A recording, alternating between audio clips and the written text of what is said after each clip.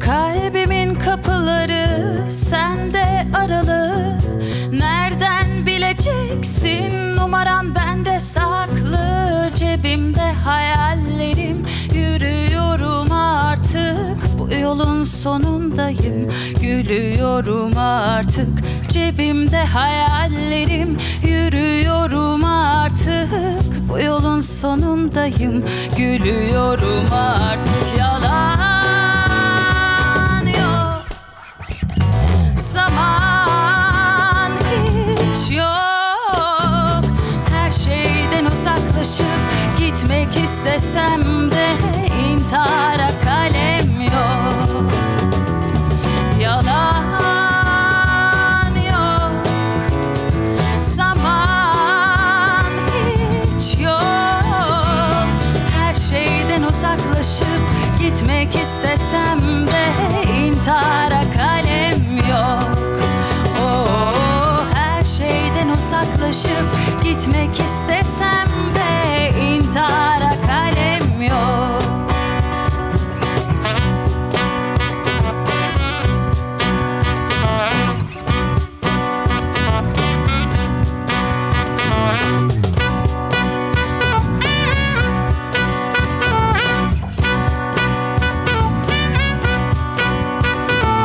Belki de en başında inandığın her şey sıyrılırdı gökyüzünden bulutlara doğru. Belki de en başında inandığın her şey ayrılır yalanlardan. Yoksa bu mu doğru?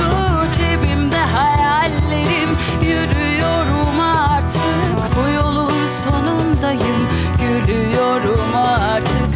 Cebimde hayallerim, yürüyorum artık. Bu yolun sonundayım, gülüyorum artık. Yalan yok, zaman hiç yok. Her şeyden uzaklaşıp gitmek istesem de intihara kalem yok. Yalan yok, zaman hiç yok. Her şeyden uzaklaşıp gitmek istesem de intihara kalem yok. Oh, her şeyden uzaklaşıp gitmek istesem de intihara kalem yok.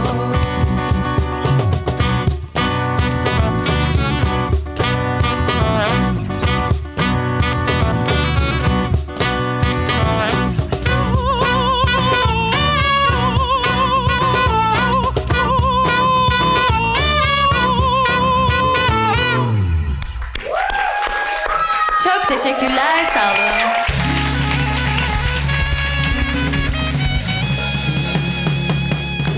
Sevgili izleyenler, yine insan hakları, özgürlük ve demokrasi adına üçer beşer geri adım attığımız bir hafta yaşadık. Bu hızla gidersek 2 yıla taş devrindeyiz. Öncelikle aşağıda bir hayır arayanlar ülkenin gençlerinin de aşağı bakmasının uygun olacağına hükmetti. Anatomik olarak aşağı bakmak, zihinsel olarak aşağı bakmak anlamına gelmediğinden istedikleri verimi de alamadılar, yazık. Ardından bu aşağı baktıramadıkları gençlerin bizim olmadığını öğrendik. Evet, bizim böyle gençlerimiz yokmuş. Vallahi kimin gençleri ise biz gıpta ettik. İnşallah bizim de olurlar. Efendim, aşağı yukarı tartışması devam ederken bir de öğrendik ki bu gençlerin artık bir kısmının periyodik cetveldeki element isimlerini birleştirilerek uydurulduğuna emin olduğumuz tonlarca örgütle bağlantısı olduğu iddia edilmiş. Çünkü ortada protesto edilecek yanlış bir şey yok. Yanlış yoksa ses çıkaran periyodik cetveldir. Twitter'da böyle boy boy listeler dolaşıyor. Siz de eminiz ki kendinize yakışan bir element bulabilirsiniz. Henüz periyodik cetvel ilan edilmemiş şanslı azınlıktansanız, ki bizim ülkemizde şanslı ve azınlık kelimesi kolay kolay yan yana gelmez,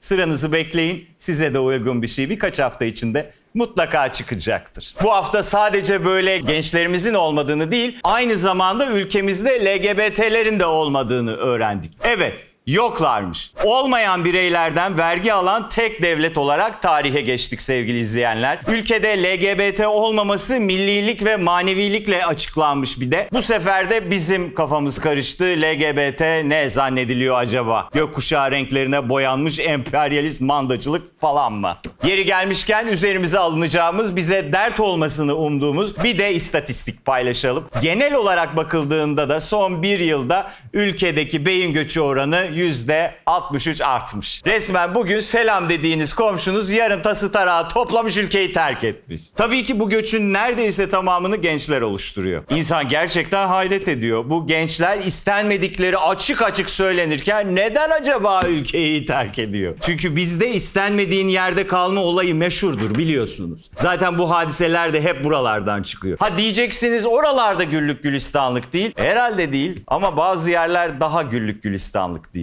Sevgili izleyenler, İngiliz Astronomi Derneği İngiltere'nin kırsallarındaki vatandaşlarla belli tarihlerde dışarı çıkıp gökyüzündeki yıldızları sayacakmış. Karantinada ışık kirliliğini araştırıyorlarmış. Yani şu ılık götlülüğe, şu refah seviyesine, şu derdin kalitesine bakar mısınız? Zaten Royal nenemizin yaşam süresinden de anladığımız gibi İngilizler bu gamsızlıkla demek ki 100 seneyle sonsuzluk arasında yaşıyor. Biz dışarı çıkıp yıldızları saysak başımız yukarıda diye eylem yapıyoruz zannedecekler. Malum nereye bakacağımız konusunda bir yön tartışmamız var. Sevgili izleyenler, Boğaziçi Üniversitesi akademik personeli ve öğrencilerinin rektör protestoları üzerinden insan hakları, adalet ve iletişim talepleri yanlış anlaşılmış olacak ki Boğaziçi Üniversitesi'ne iletişim ve hukuk fakülteleri açılmış. Yoksa 200 senelik köklü üniversitenin temel yapısı aniden açılan bölümlerle neden sarsıntıya uğratılsın değil mi? Atandığından beri yardımcı dahi bulamayan rektör bey sabah uyandığında Truva atı içinde okula sokulan iş arkadaşları olacağını öğrenince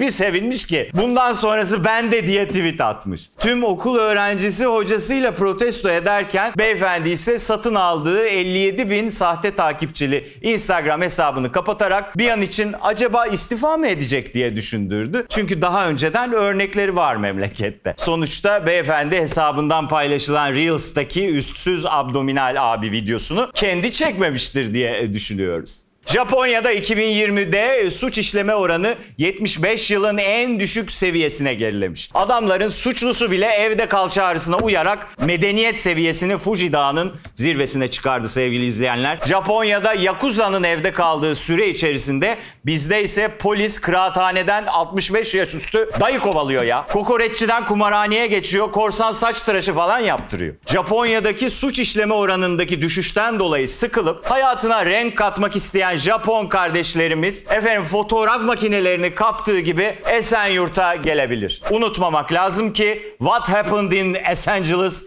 stays in Los Angeles. Sevgili izleyenler, dar gelirliye müjde. Can çekişen ekonomi değil, yetersiz alışveriş becerimizmiş ya. Alınacaklar listesi yapmadan önce gazetesinin pişkinliğe giriş adım adım aymazlık önerilerine bir göz atın diyoruz. Kendileri tok gidilmesini, çocukları götürmemeyi ve araba yerine sepet kullanılmasını tavsiye ederek 3 kuruşa 5 köfte alabileceğimize inanmışlar. Görüyor ve attırıyoruz. En yakın ahırdan bir at gözlüğü temin ederek reyonlarla etkileşimi sıfıra indirebilirsiniz. Sebebe değil, mağdura parmak sallayanların yüzleri kızarmadan yazdıkları tavsiyeleri serip, gazete olarak serip, üzerinde simit peynir yemeye devam edelim biz. Afiyet olsun. Sevgili izleyenler, sevimsiz yaşam tarzı müdahalelerinde bu hafta meyhane tabelasına meyhane yazılmayacakmış. Aynı şey nargile kafe ve tobacco shop gibi tabelalar için de geçerliymiş. Meyhaneye meyhane demeyelim de Mahmut mu diyelim derseniz size kalmış. Çünkü simülasyonun işleyiş şeklini biliyorsunuz. Bu olmayacak, gerisi bizi ilgilendirmez şeklinde olduğu için orasını siz düşüneceksiniz. Ama derseniz ki meyhaneye meyhane demediğimizde meyhane meyhanelikten çıkıyor mu? Ona da pek bir cevabımız yok. Her güce sahip olan yanlış bulduğu şeyi yasaklarsa iş gluten hassasiyetine kadar gidebilir. Ama bir de biz böyle sesimizin çıkmadığı küçük küçük meseleler, bunlara böyle devam edersek bunlar sonra birleşip boğaz içinde bir camın ardından el sallıyor bize. Onu da şey yapalım.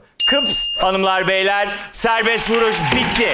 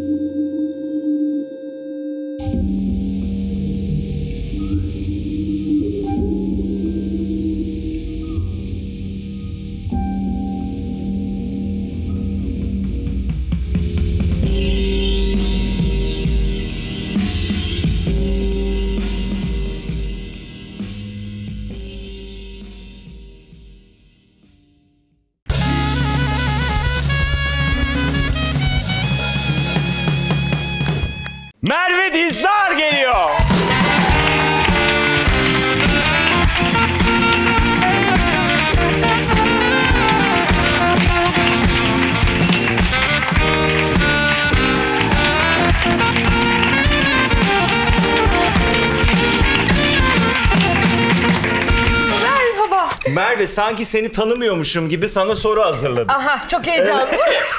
Evet, insan gibi sorular hazırladık. Tamam. Telefon direkt Gülseren Budayıcıoğlu'na bağlı. Canını sıkan bir şey olursa hemen arayabilirsin. Ay, tamam çok mutlu oldum. Hikayeyle ilgili de bir sıkıntın varsa şey yaparsın çünkü. Peki sevgili izleyenler, inanmayacaksınız, yine bir İzmir mahsulüyle beraberiz. Ben hiç rastlamadım ama sende bu İzmir şeyliği var mıdır? Bir İzmircilik. 35 en iyi renkler falan. Yani o kadar Gördünüz mü ne yaptın? Ben gördüm. Arkadaşlar ben sakat kalacağım galiba böyle devam eder.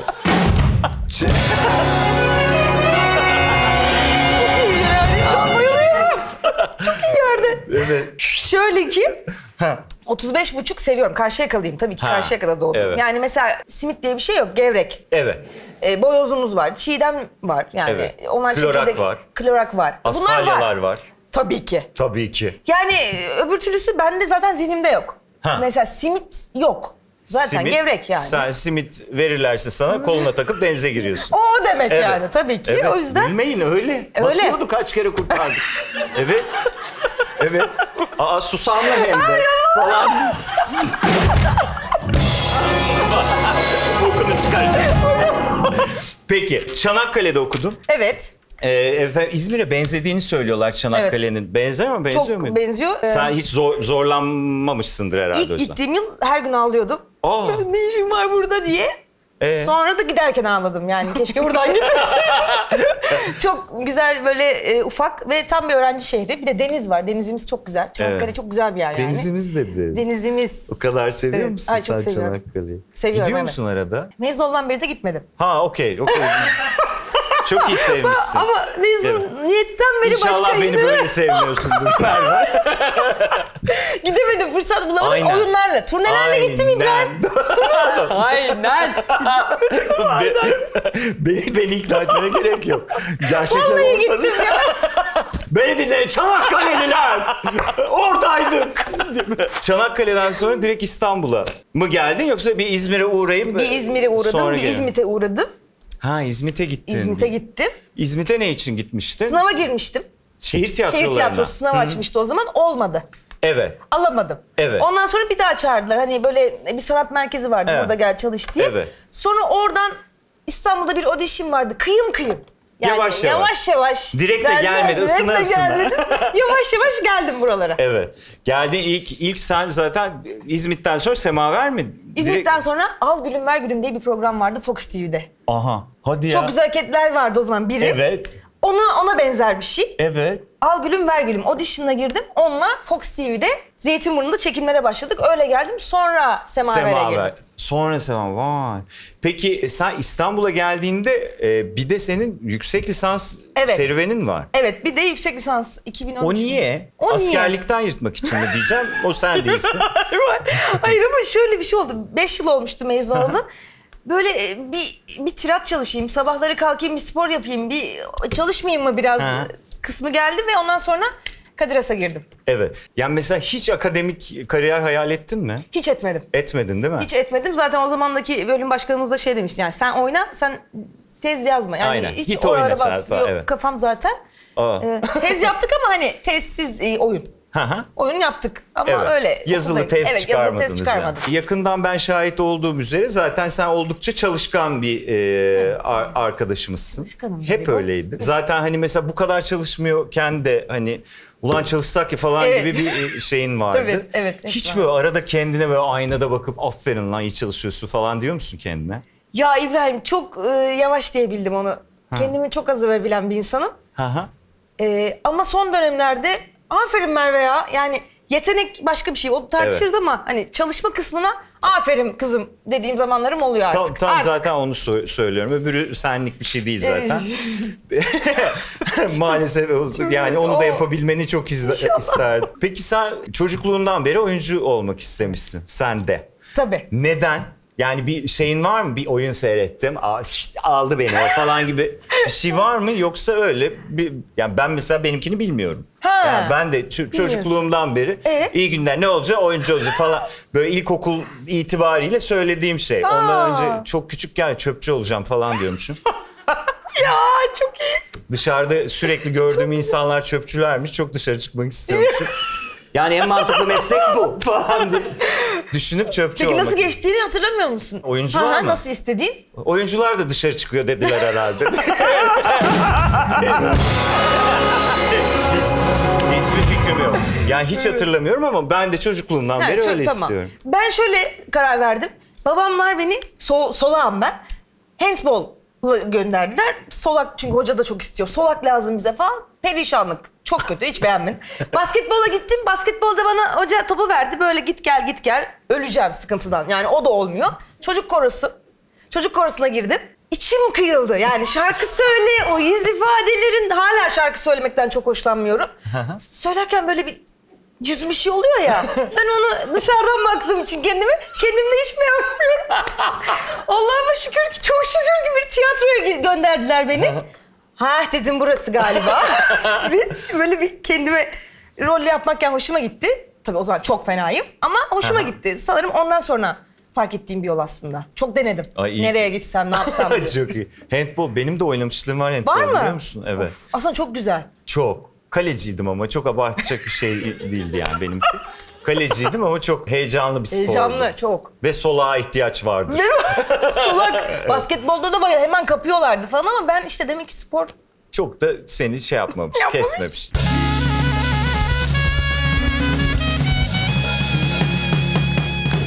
Estetiğin var mı? Ne oldu lan, var mı? Bana sormadın, estetiğim yok. Ha, okay. Hiç yok. Niye komiğine gitti be? Ne bileyim. Seni yerim ben. Bağdaştıramadım kendimi. Kaşlarım ortada. Her şeyim ortada. Varmış değil mi? Aslında olsa olurdu ama yok yani. Yo yani. Yapsam yaparım, istesem. İhtiyaç duyarsan yaparsın. Tabii. Kolonyalı mendille elini ağzını temizledikten sonra telefonundan başlayıp masaya ve en son ayakkabılarına kadar uzanan Siliş Festivali düzenler misin? Ya her zaman yapmam onu. Her ama zaman şöyle... yapma. Arada yapıyor musun Merve? Şöyle... Bir dakika, beni bir dinleyin. Şöyle bir sıkıntı var arkadaşlar. Bu diziyle falan ilgili değil. Ben zaten, annem de benim titizdir. Çok zor düzelttim kendimi. Mesela metroya biniyorum. İzmir'e gittim. Metroya biniyorum. Bavulumu o trenin yerine koydum. Üstünde de çocuk oturuyor. O ayaklarını sallıyor böyle. Bavul tam ayağına değecek. Ben o salladıkça bana oturduğum yerden mesela ayağım titremeye başladı. Bir kalktım, bir kıvırttım bavulu ama gözüm hep orada. Bütün yol mahvoldum. Yani mesela sonra kalktım, bavulu sildim. Hani ayakkabı sildim ama bavul ayağına değdi. Değecek mi mesela montlar? Ha. Birinin montlar böyle sürüyerek yere sürüyemez falan. Öyle triklerim var.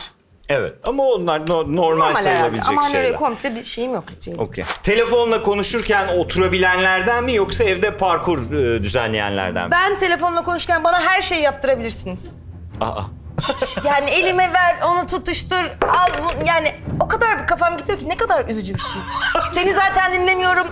Olur, her şey olur. O sırada sadece çok üzücü ya. Neden ya? Ne bileyim. Allah Allah. Kız neyin var? Ara şu Gülseren Hanım'ı. Hanımefendi, bu kız sizin kız ama. Bilmiyorum niye öyle ya. Odam tek bir yer demek ki. Tek bir şey Çok odaklanabiliyorum demek konsantre ki. oluyorsun. Ama Odaklanabiliyorum deme. Yani Ne? istesen odaklanabilirsin de demek ki çok özen gösteriyorsun mu acaba? İnşallah öyle diyelim, öyledir. İnşallah umarım ki öyledir. öyledir. Yani umarım Yoksa öyle. Merve çok kötü durum. Pek hoşlanmadığın insanlara "ay canım terliyim, öpmeyeyim" barikatını yalandan kaç kez kurmuşsun? Yaptım. Yaptın mı? Ya hastayım demişimdir. Çok hastayım ya da hani falan işte çok sıcak terlemi yaptım. Tabii ki bu yapılmaz mı? Yapılır ama... Sen yaptın mı İbo? Ben kaçmışımdır bir şekilde. Ben öyle bir açıklama da yapmamışımdır. Öpüşme mi kaldı ya falan yapmışımdır ya. İşte bence doğrusu o, biliyor musun? Hastasıyım işte böyle şeylerin.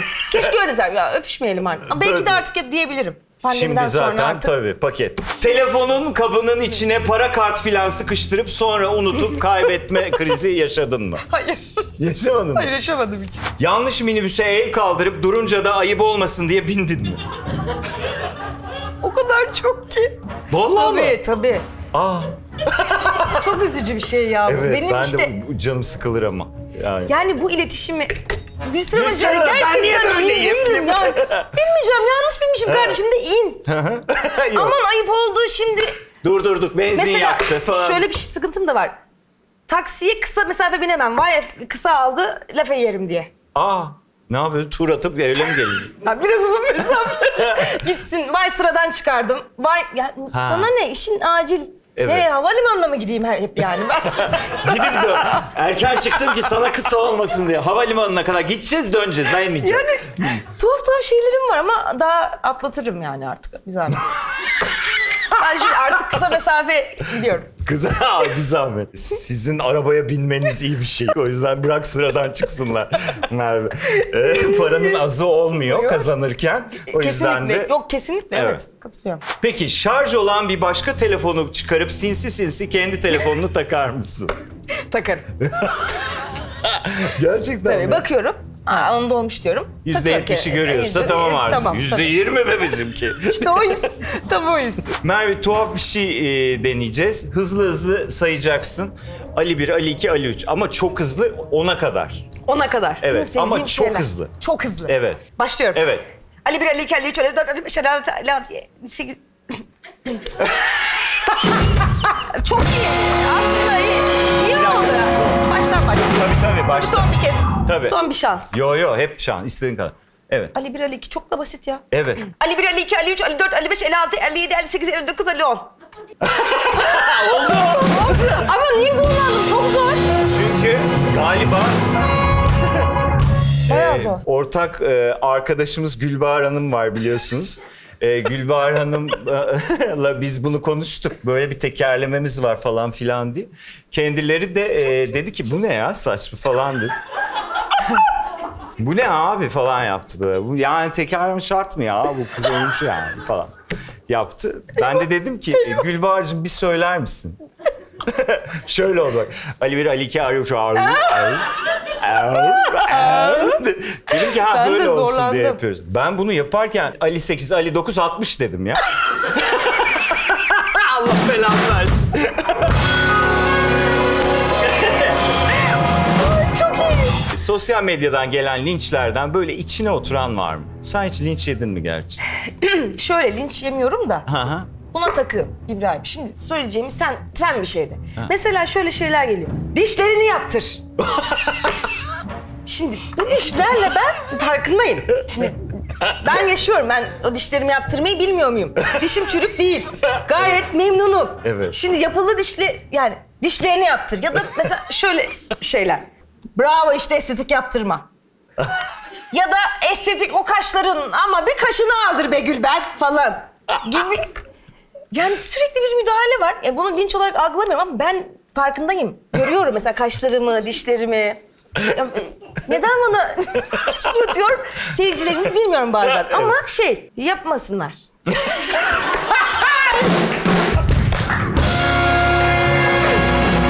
Yapmasınlar. Yani çünkü mesela her rolü şimdi İnci gibi dişli oynayamam. Ama şimdi rol... O bir görünürlük alanı artık. Seninle iletişim kurma biçimi. Muhtemelen orada hem seninle iletişim kurabilmek için senin dikkatini çekecek şey olarak bunu görüyor. Muhtemelen. Yani diyor ki ya o dişi yaptır. Çünkü ben dişten anlıyorum ve diş öyle durmaz falan gibi bir şey. Yamuk. Yani dişin öyle çıkmış bir içeride sıkıntı diyor. Yani aslında yamuk diş normali yamuktur ya bunun. Evet. Yani inci gibi dizili yok ya şimdi. Evet. Burada kaç kişi varsa hepsinin ağzına yapılmamış dişlere bakalım. Hepsini biri böyle hafif önde, birinin üst tarafla alt tarafın çizgileri oturmuyor böyle falan.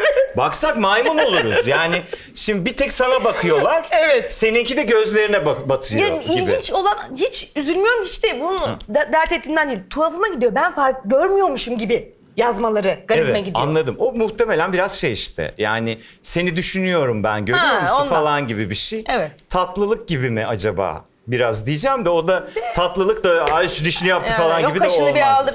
Kaşını Yani- bir aldır tatlı değil evet. Hayır hepsi yapılır ama hani Hı. roller gelir. Öyle yaparsın herhalde. Hayır bir de bunu da bir zahmet internette yazan birinin dediğiyle yapmayalım ya. Boku yeriz yani.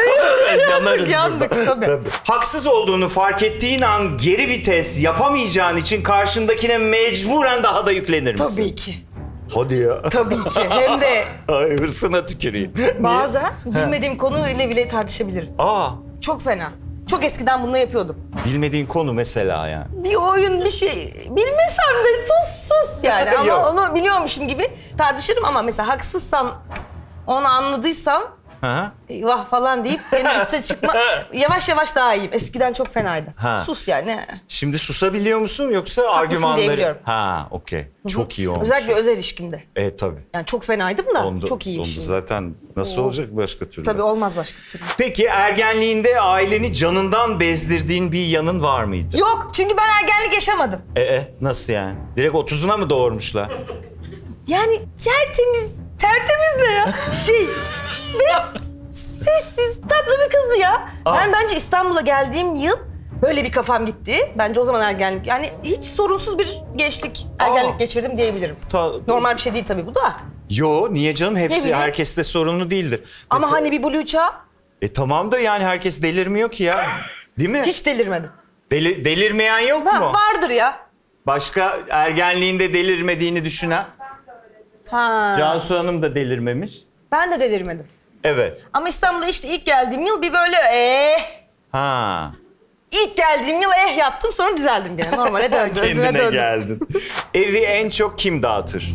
Bence Gürhan. Aynen. Ama Gürhan burada olsaydı bence Muhtemelen. Merve derdi. Anladım. Bence Gürhan. Asla arkadaş olamayacağın tip nasıl biridir? Kim Ya yani? şu çok güzel bir soru. Buradan seslenmek istiyorum. Bu insanlara sesleniyorum. Benden uzak durun. Allah aşkına. Ne biliyor musun? Onun adına sistem mi derler? Aramadın. Ha, Gelmedin. oo. İşte bak ama bu nedir bu? İşte Ne diyorlar? sitem. Bu beni mahvediyor. Manipülasyon yok, ajitasyon. Manipülasyon. Ya bu çok üzücü bir şey. Ben kimseye yapmıyorum. Sistemde kimseye bulunmam. Evet. Yakın arkadaşlarım da beni bilir. Hani ben de onları vefasız olmaktan bahsetmiyorum. Anlıyorum. Ama hani o öyle yani birçok şey vardır ama bu beni çok yoruyor. Çok İlişkilerde haklısın. yoruyor. O şimdi sen gittikçe de yoğunlaştın ya. Artık Daha herkese, her şeye aynı özeni gösterecek vaktin yok. Ya hem öyle hem de İbrahim yani şöyle şeyler. Mesajıma cevap vermedin. Ama Evet. bir de bayağıdır da görüşmüyoruz. Bir de mesajına cevap yani tanıdığım insanlar yani sana şey demeye mi çalışıyor acaba? Değiştin. İyi demeye çalışıyor. Mesajıma cevap bayağıdır görüşmüyoruz da gülüm hani olabilir görmüşümdür bir şey olmuştur. Evet. Olmuyor. İşte o Haklısın. O bir süre sonra çevren şeyi kabul ediyor. Bak çok tuhaf bir şey. Ben de onları işte ilk yaşadığım zamanlar ya bunu niye sitem ediyorlar falan diyorum. Sonra insanlar alışıyor ya da çevren bunu bilen insanlara dönüşüyor. Sonra hep beraber şunu düşünmeye başlıyoruz birbirimiz için. Ya Merve'yi arayayım. Kesin settedir. Evet bakayım ya. hikayesine o sette. Ezgi'yi arayayım mı? Parkta fotoğraf koymuş. Hayatta orada değildi. Kesin gitti sete. İşte Enis Evet, sette. doğru söylüyorsun. İşte Şükrü sette Evet. falan. Aynen öyle. Tatile gitmiş. Vay o buradaymış, öbürü öyle şuradaymış oluyor. falan oluyor. Hepimiz birbirimiz için bunu yapmaya başlıyoruz. Anca biri program yapacak da yan yana geleceğiz. Yoksa yani tövbe bir daha yan yana gelemiyormuşuz gibi oluyor. haklısın. Sonra şeyi falan düşünüyorsun yani hani araşmayacak mıyız? çok haklısın. Falan gibi evet. bir şeye dönüyor. Araşalım. Ama aradığımda da niye beni aramadın kısmı Yok benim canım. canımı sıkıyor. Haklısın. Ben tam o kısmını biliyorum zaten. Bilirsin Bir zaten. de bu tarafı var. Bu tarafı da çok doğru bir şey Evet. söyledin. Peki tarihten önemli bir kişi olsan kim olmak isterdin? Kim olmak isterdin? Bilmem. Bilmiyorum ki. Sen kim olmak isterdin? Ben kim olmak isterdim ya? Ben tarihten benden kim olur? Sezar olur. Ben de öyle bir de isteyecektim. Ben Sezar olurdum. Brutus benim hayatımı... bir tane Brutus bulurdum kendime. Tamam mı? Olur. Hakikaten doğru tespit. Teşekkür ederim Cansu. Hakikaten ya. Yani herhalde. Ben de öyle bir de antik Yunan, antik çağda yaşamak isterdim. Ha. Kim var antik çağdan birini söyleyin. Umay, Kleopatra Öyle bir mı? deste olurdu. Kleopatra olur. Bence Kleopatra çok iyi. Kleopatra Ben iyi. olmaz mı? Olur, niye olmasın? Niye olmasın, Rica Allah Allah. ederim. Kim demiş? Şu an zaten çölde gibiyiz. Yeşil yeşil gözlerim parlıyor. Arkada Tamam, olabilir. Sahra Of, çölü çok da güzel, rengi. tamam. Kleopatra oldu, hayırlı olsun. Nasıl bir olay kesin Merve yapmıştır dedirtir? Şimdi şöyle bir sıkıntım var. Bu da bir sıkıntı mı bilmiyorum ama İbrahim coşkulu bir insanım. Ha. Fazla coşku. Yani Evet. ya burada hiçbir şey yok. Ve ben hani bunu yaşayabiliyorum. Ve mesela beni tanımayan insanlar bu ne ya artık bu da yapmacık der benim için tanımayanlar. Ama mesela hani bir çikolata mesela hediye aldım çikolata. Bak ne aldım ya bunun mutluluğu bana niye bu kadar mutlu oluyorsun buna? Böyle şeyleri Merve yapmıştır diyebilirsiniz. Yani bir ses duyuyorsanız dışarıda. Sana Merve'dir. O Merve'dir diyebilirsiniz. Sana yemin ediyorum bunu düşündüm hadi soruda. Neden böyle ya? Nasıl neden Biraz böyle? daha normal hani biraz daha ne haber İbrahim falan yapsam. Aa delirdin mi sen ya? Çığlık mı? Tepinme mi? Bence o ya sen sal yani ne olacak yapacak bir bence şey yok, okey değişmiyor bu. zaten. Tabii canım neyi değişecek? Kulise geldi yutmak kulisine. Eyvahlar olsun. Ha, Bir saat bağırmalar. zıplama. Bağırma zıplama. Böyle bunu o benimdir. Ses duyarsınız. Aldığın ya da verdiğin en tuhaf hediye ne? Aldığım ya da verdiğim en tuhaf hediye. Evet. Dur. Ne o? Senin ne acaba? Ya benim dosya kağıdı. Allah belamı versin. Al diye poşet dosyanın içinde dosya kağıdı. Ya o ne? Vallahi. Doğum günümdü. Allah Allah. Gittikçe saçmalaşıyor değil mi? Evet. Bak şöyle şu hediye konusunda da biraz şeyim. Ben alacağım kişiye dikkat ederim. Öylesine hediye almaktan hoşlanmıyorum. Bana da öylesine hediye almayın yani. Aynen. Tuhaf almadan ama tuhaf şeyler geliyor hiç benlik olmayan. Mesela. Söylenmez midir? Kalpli, Ha, kolye falan. atıyor falan. Fıt anladım tamam. Fısfıslar benlik değil zaten. Tabii o muhtemelen her Tabii. gördüğüne gönderilen Tabii. hediyelerden Evet. gibi. Aynen, yani anladım. ben ama ona da dikkat ediyorum. Bir kere mesela Gürhan almış bana bir tane kolye. Evet. Ben senin kaç yıllık karınım, sevgilinim. Niye bana bunu yapıyorsun? Bana diyor ki ama o sonsuzluk işareti. bir şahane gibi şeyler. Aşkım dedim ben yani bir yüzüm şey oldu. Halbuki hediye yani. O kadar tatlı bir insan ki ya. Bir tane açıklama yapıyor. Dedim, lütfen sonra bana gitmiş güzel bir şey almış.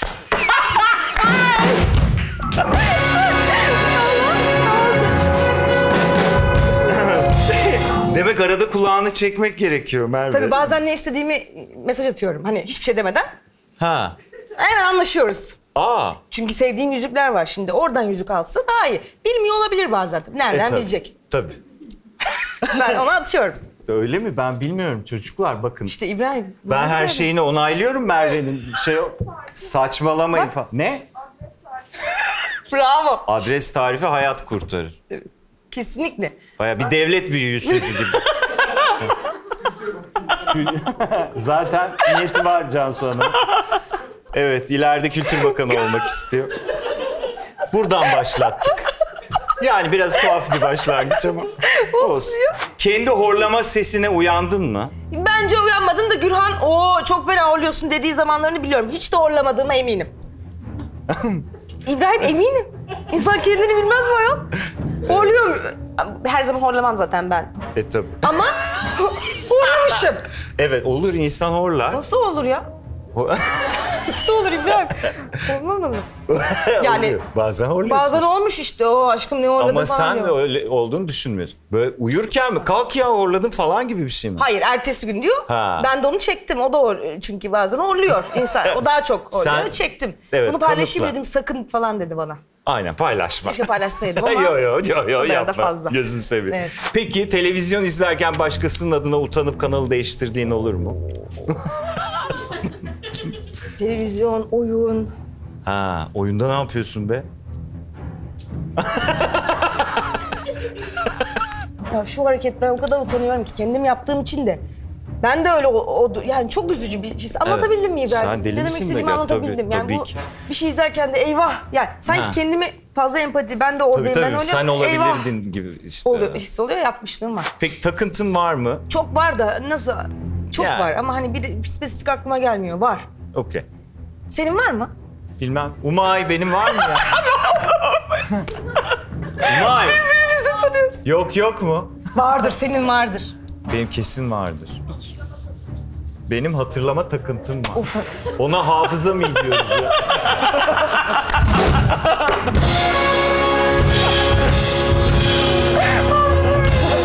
Cansu da osur ipediz. Hatırlama takıntısıymış. Peki geçmişe dönüp baktığını tüh be keşke şunu yapmasaydım dediğin bir şey var mı? Var tabii ki. Söyleyeyim. var ya. Tamam.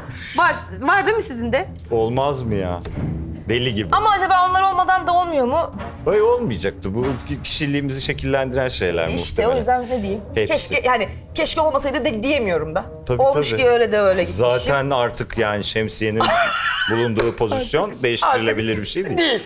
Evet. Fake sosyal medya hesabın var mı? Yok, ben alenen bakıyorum herkese. Alenen Bir bakıyorsun. de mavi tiki var ya, Evet. herhalde görünüyor muhtemelen. Evet. Zaten sosyal medyayı iyi kullanamıyorum. Aa. Çok kötüyüm, evet. Sadece Evet. işlerimi paylaşabiliyorum. Merhaba, Onları da, hoş geldiniz.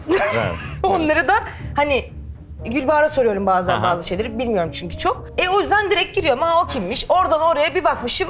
Hani iç içe geçen sayfaların Evet. içerisindeyim. Alenen bakıyorum yani. Okey. Hiç çekinmiyorum. Gün içinde en çok kullandığın kelime ne? Gün içinde değil ama mesela bir şey vereceksem günün sonunda gibi bir Günün sonunda. günün sonunda böyle oluyor. Günün sonu. Gün sonu alıyor. Gün Merve. sonu. Öyle şeyler. Oyun sonrasında duyduğunda uyuz olduğun bir şey var mı? Ha. Ya var ama ben de yapıyorum. Ne denir ki? Eline sağlık, eline emeğine sağlık. Geçmiş olsun. Geçmiş olsun. Eline emeğine sağlık. Mesela Yani- bizim Nazlı bunu sormak istemişti. Bizim Nazlı da konservatuvardan mezun. Ha, Aha. ha, mesela. O da işte mesela o geçmiş olsun da tutuluyormuş. İşte Geçmiş haklı. olsun. Ne oldu ki geçmiş olsun? Geçmiş olsun. Niye geçmiş olsun? Hani Bir yerimize haklı. bir şey mi oldu da Haklı. geçmiş olsun? Aa, Oyun tehlikeli oynadık. bir yer diye mi Niye geçmiş olsun? Ha. Doğru. Ya da elinize emeğinize sağlık da çok. Evet. Ama sağlık. Ama ne diyecek? Ne diyecek? Onu bir diyorum ben. tebrik. Var mı mesela Hah. aklınızda şöyle mesela şu süper bir cümle diyeceğiniz? Ha? Onu geçtik oraya. Ben o harf söylenmiş. Var mı başka? Tebrik ederim güzel. Tebrik ederim, evet. Evet. Zarif de tebrik etmek. O bir de gözün içinden belli oluyor. Beğenmemiş ama. Ha. Eline emeğine sağlık. Evet yani o kadar belli oluyor ki zaten. Evet. En azından Eline tebrik ederim emeğine de sağlık. geç. Çok çalışılmış. Çok çalışılmış. Çok çalışılmış. Müthiş emek var. Ya evet. Canın sağ olsun çok kötü. Canın sağ olsun duyduysan küstün Yandım, zaten. evet, Öyle eyvah. bir şey. Onun Doğru. devamı yok. Yani geçmiş olsun gibi bir şey değil o. Tatlı Canın ya. sağ olsun. Eminim. Bırakıyor musun mesleği falan gibi bir şey. İçindeyken ben ne yapıyorum burada ya dediğim bir proje oldu mu? Tabii. Aa. Oldu ama ona da inanmışlığım var. Ha. Ara ara yabancılaşma efekti gibi gelip ne Ha, bir yapıyorum şey ya ben? oluyor ya falan. Bir şey oluyor dediğim oldu. Hakkında çıkan en saçma haber neydi? Şöyle bir şey demek istemiştim. Yani aşık olmak çok güzel bir şey ama yani ne mantık ne aşk, ikisinin ortasını bulurum. Hani bir hiç bana uymayan, çok kötü olan biriyle de birlikte olmam yani, kendimce kötü. Aha, evet. Ha. İş için uçurumdan atlarım, aşk için asla. gibi böyle şeyler var. Her şeyin kötü gittiği bir oyun oldu mu hiç? Şu an beni bitirdin, olmaz olur mu? Benim çok kötü. Aa. Semaver Kumpanya'da ayı oynuyoruz galiba. Serkan abi, Sezin, Mustafa Kırantepe. Yani çok iyi oyuncular. Yeni mezun olmuşum. 4-5 gün prova, yani ucu ucuna denk geldi. Öyle denk geldi. Evet. Ve tombiş kostümler. Çok iri yarı, böyle şişkoyuz hepimiz. Aha. İbrahim o kadar kötü ki ben belki de komediyle uzun süre anlaşamamın sebebim. Sahneye çıktık. Komik oyun yani canım, komik. Ha. Bir evlenme, ayı, Evet, iç içe geçen evet. oyunlar. Serkan abilere gülüyor, sesini güldürüyor, Mustafa Kırantepe. Ben repliği söylüyorum, ölüm sessizliği. Ve şöyle yani daha da kötüsü, özür diliyorum, çok özür diliyorum. Gibi şeyler yapıyorum. Hayatım o kadar kötüyüm ki. Yani eğreti olursun ya, kafanı önüne yersin işte. Hem yaşadım, hani sahne yarılsın, derin dibine gireyim oldum. Sonra uzun süre komediyle şey yapamadım yani. Serkanlar ama Gibi şeyler ne abi? Abi insan gibi oyunu yani kendini çirkinleştirerek komedi yapmak olmuyor yani. Olmuyor, çok kötü. Hala da öyle işleri de izleyemem. peki kimse söylemedim ya bunu böyle yapmayalım diye. Ya hevesimi kırmak istemediler. Genç kız şimdi yeni mezun. Bunu demek mezun, istemediler. Ya da yapmak istiyor, söylediler de. Bak çok ve yüzüm bembeyaz. Hani o boyalar beyaz şeyleri o öyle yapıyorum. Yapıyorum ve seyircide es yok. Yok. Yok. Yapan yok. Ölüm sessizliği ya. Anladım. Çok Büyük acı. geçmiş olsun. Teşekkür ederim. Bu ilk mezun olduğum zamanlardı şimdiki. Şimdi öyle şeyler yok. Hiç ben Allah'ım ne dedim ya dedirten sana bir şey demişliğin var mı? Ne dediğimi hatırlamıyorum ama o hissimi çok Ha. yaşadım. Vay be ne dedin, niye öyle şeyler Ha. diyorsun gibi şeyler hissettiğim zamanlar var. Ama replikleri hatırlamıyorum. Uzun zamandır yok çok demek ki. Anladım. Hayran olduğun ama tanışınca fıs çıkan ünlü var mı? Var. Gerçekten mi? Kim? Şaka burada sakın. Söylermişim ben değil mi? Ya benim çünkü Vallahi söyleyen hiç olmadı değil mi? Hiç ama. söylenmez ya. Yok zaten söylermiş gibi olana da ben sakın söyleme diyorum. İşte üzücü bir şey ya İbrahim. Çünkü ne bileyim niye öyle oluyor? Üzücü bir his. Ya beklenti yüksek olunca Evet, işte. o da insan be. O kadar Aynen beklentiyi öyle. de kaldıramıyor. Kalma. Zaten sonra ona dönüyorum. O da insanmış ya. Evet. Niye bu kadar gözümde bir Ha. yerlere getirmişim ki oluyorum? Oluyor Evet. yani. Okey. Hanımlar beyler bence oldukça dürüsttü. Merve Hanım, siz ne dersiniz?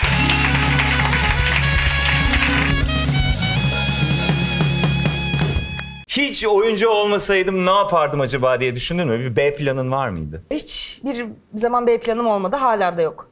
B planım olursa yani bir öğretmenin B planı olduğunu zannetmiyorum bir köye gidip yerleşmeyecekse. Aa. Yani B planım yok. İşim bu. Bir B planı insanı bence rahata erdiriyor. Yani bu uçurumdan atlama hissini durduruyor. Ama bence atlanmalı. Konforlu alandan bence çıkılmalı. Ama hedefim için drama öğretmenliği yaptım, sekreterlik yaptım, canlı heykellik yaptım Bağdat Caddesi'nde. Ya. Evet. Yüzümüzü boyayıp böyle çikolata yapıyordum. Hepsini yaptım. Ama bunların hepsinin bir amacı vardı. Hiçbir zaman B planım hala da yok. Şimdi- Yani doğru mu? Bu benim yolum. Yani bence doğru bu arada. Bilmiyorum, Yani bir ben şeyi öyle düşünüyorum. gerçekten istiyor olmanın karşılığı ya bu biraz. Evet, ben de öyle Yani düşünüyorum. şey gibi olmuyor. Yani aslında oyuncu mu olayım, diş hekimi mi olayım falan gibi bir şey yok ya. Yani onu diş hekimi olabiliyorsan bence diş hekimi ol. Çünkü çok ihtiyaç var ona da. Çok pahalı. Üzerinize afiyet. Dişler yamuk. Aynen. Yarın İşte öbür gün zaten ihtiyacımız diyorlar. olabilir. O yüzden aslında mantıklı. Seyirciler sonra o diş yaptır falan yapıyor. Tabii, diyorlar. Yani bu kendi dişini yapardın mesela diş hekimi olsa. İşte yani. En azından ona bir şey. Orada bir de onu diyeceklerdi. Bir de diş hekimisin falan diye. Çok acı. O yüzden yani öyle bir şey değil. Ya diş hekimi için de aynısı geçer. Evet işte. Onun da bir B planı. Ay diş hekimi olamazsam da kimyager olayım falan diye bir şey sanmıyorum ki Ben olsun. de işte yani ne bileyim. Sizin doktorum var mıydı? falan. Ha işte ya. Herkes kafasını sallıyor. Efe Yokmuş konuyu benim. anlamaya çalışıyor. Gözlüğünü taktı. Gözlüğünü taktı. Sen başka meslek yaptın. Ne? Diplomatlık mı yaptın? Büyükelçi miydin Cemal sen? Ateşelikten istifa.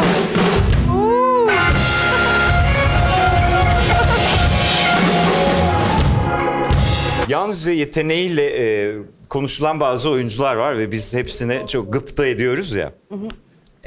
Senden bahsederken de öncelikli bahsedilen her şey hep yetenekle ilgili ve ne kadar güzel oynadığınla ilgili falan. Yani bir gözümüzün önünde gelişiyor ya her şey. 3 senedir biz birbirimizin hayatındayız yani net olarak. Biliyoruz kim ne adım atıyor, onun için hayat nasıl gelişiyor falan hepsini görüyoruz.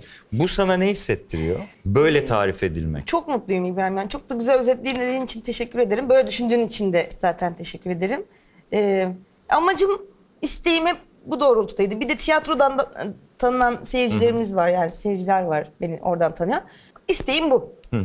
Buydu zaten. Bu şekilde gidiyor. Yarın öbür gün ne olacağını, ne getireceğini bilmiyorum. Bu kendiliğinden böyle oldu değil mi Herhalde, Merve? sen de yani biliyorsun. bence de kendiliğinden oldu da. Yani bu özel bir çaba işte ben oyunculuktan bahsedelim falan gibi bir şey demene gerek olmadı hiç. Olmadı hiç. Evet. Evet aynen öyle, bravo, doğru söylüyorsun. Yani olmadı. Evet. Beraberdik çünkü hep. Onun öncesini biliyorsun, sonrasını, Evet, her şeyini evet. biliyorsun yani, o yüzden böyle ilerledi. Evet. Böyle ilerlemesini de isterdim ama o yüzden çok mutluyum yani. Yutmak oyunuyla Afife'de ödül aldığın gibi bir de Küçük Salon en iyi kadın oyuncu Direkler Arası ödülün var. Öncelikle tebrik ediyoruz. O ödülü de ben verdim sana. Aldın ya. Ödülümü İbrahim Selim verdi bana. Bir önceki şeyde işte en iyi erkeği ben almıştım. Evet. Öyle değişiyor. Hani en iyi kadına en iyi erkek veriyor bir önceki. O kadar mutluyum ki.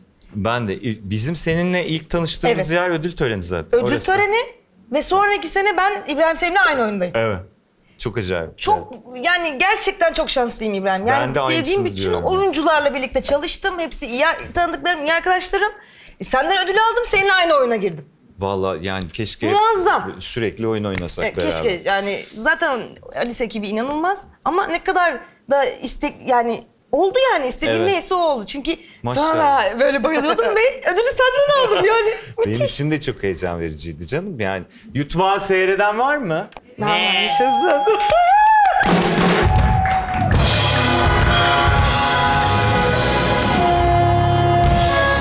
Pandemi sonrası tekrar başlama ihtimaliniz var Var. mı? Var. Değil mi? Aha, var. Evet. Yani- Zaten çünkü tam bu senenin başında falan bir tur daha gidelim Evet, mi ya falan gidiyorduk. konuşuluyordu.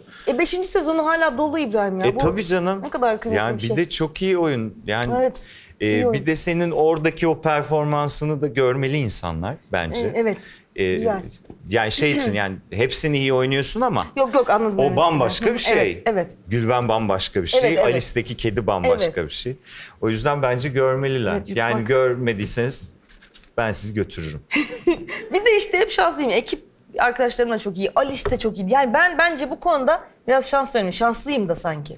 Yani evet. Hep iyi oyuncular, iyi insanlar bir de yani. Ya Ufak Merve tefek tabii sen de şeyler- kötü oyuncuyla nasıl oynayacaksın ki? Yani şimdi demeyeyim diyorum da. Hani sen zaten iyi olduğun için He, iyi anladım, oyuncuların anladım arasında yer alıyorsun.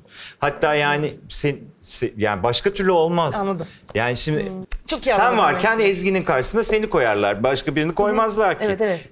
Bunun şimdi sadece ya bunlar Alice'de iyi arkadaşlar falan diye değil, olması mümkün mü? Değil. Yani öyle gelişmiyor olaylar. Doğru. Ki Alice'de abi onu biliyor musunuz bilmiyorum. Alice'i seyredenler var mı? Var. Ezgi de elini kaldırıyor. Sen nereden seyrettin? Sen sahnedeydin. Artist nasıl seyrettin sen? Evet Ezgi'yle beraber. Hocam bakın Ezgi Mola'nın annesi dahil. Ya Merve'yi Ezgi sandılar ya. Ezgi çıkana kadar. Evet. Tabii Jale abla çıkışta bayağı dedi yani. Ben dedi Merve'yi kızım diye seyrettim. Ezgi'nin annesi, arkadaşları. Ezgi'nin sesi mi değişmiş? Evet. Sadece ses hani. Evet. Çünkü İnanılmaz. o görüntü Ezgi, ses Ezgi değil. İnanılmaz ya. Evet inanılmaz bir şey. Bir de mesela bence üstüne onunla beraber de abla kardeş oynamanız Delireceğim. da. Evet. Yani bunu Maşallah. ifade edemiyorum İbrahim. Çünkü hem zaten çok seviyorum ama işte cuk oldu yani. Evet. Dizide de artık patlama yani. Çok Evet. iyi. Bence de çok iyi. Daha iyi bir maç biz olduğumuz için demiyorum. Gerçekten seyirci de olsam aynı şeyi düşünürdüm. Müthiş bir maç yani. Zaten böyle kısmetmiş kuzum. Evet. Yani her zaman böyle olmuyor ya. Evet, olmuyor Ne işte işlere her zaman. başlıyor insanlar Tabii, ne heyecanla.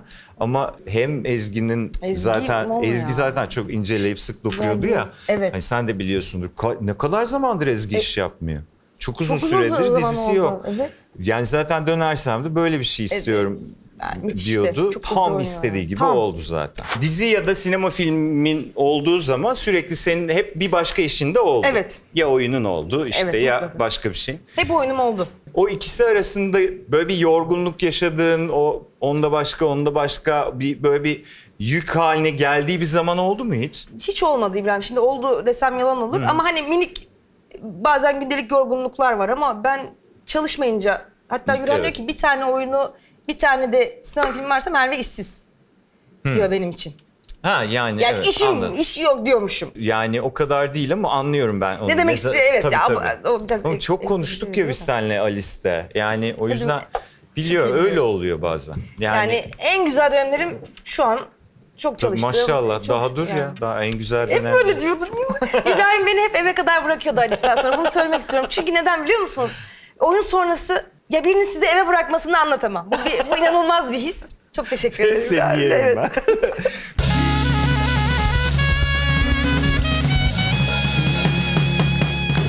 Şimdi Hollywood'dan film teklifi geldi. Tamam. Sonunda. Evet. Sonunda değil başında Ha, gelecek o. evet geldi. Partnerini de sen seçme dediler. Tamam. Tamam mı? Of, Sana çok da heyecanlı. listeyi yolladılar. Aha başlıyoruz. Hadi bakalım. Ezgi Mola'yla mı efendim olsun film yoksa Farah Zeynep Abdullah'la mı? Böyle şeyler olmaz ya şimdi. Allah Allah.